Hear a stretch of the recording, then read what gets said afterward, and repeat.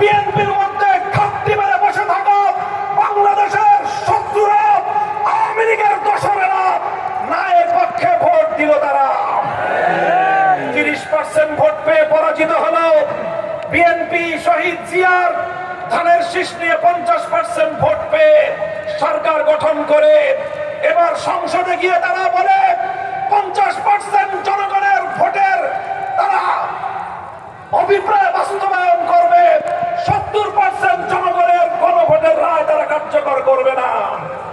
আমার কোনো কথা নাই, আমি পরিষ্কার ভাষায় তোমাদের কাছে বলতে চাই, খুলনার মানুষ, আমি তোমাদের কাছে আহ্বান জানাতে চাই, বাংলাদেশের মানুষ তাদের ভোটের অধিকার বাস্তবায়নের জন্য যেভাবে 1969-এ গণ অভ্যুত্থান করেছিল, নিজেদের ভোটের অধিকার বাস্তবায়ন করতে না পেরে 71-এ মুক্তিযুদ্ধ করে দেশকে মুক্ত এবং স্বাধীন করেছিল, ভোটাধিকারের জন্য শেখ হাসিনার বিরুদ্ধে লড়াই করে জুলাই বিপ্লব বাস্তবায়ন করেছিল।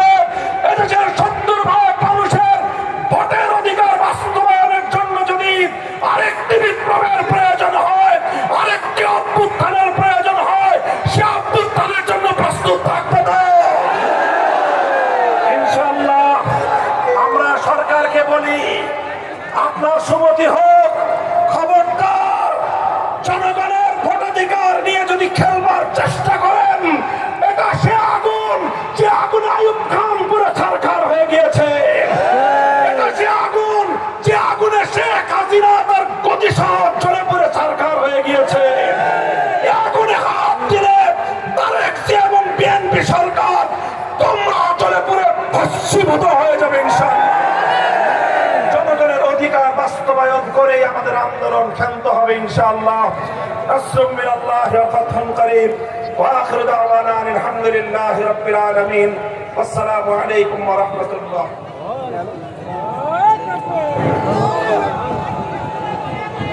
সংগ্রামী আজকের এই 11 দল ঐক্যের মহাসমাবেশের সংগ্রামী জনতা, এখন আপনাদের সামনে বক্তব্য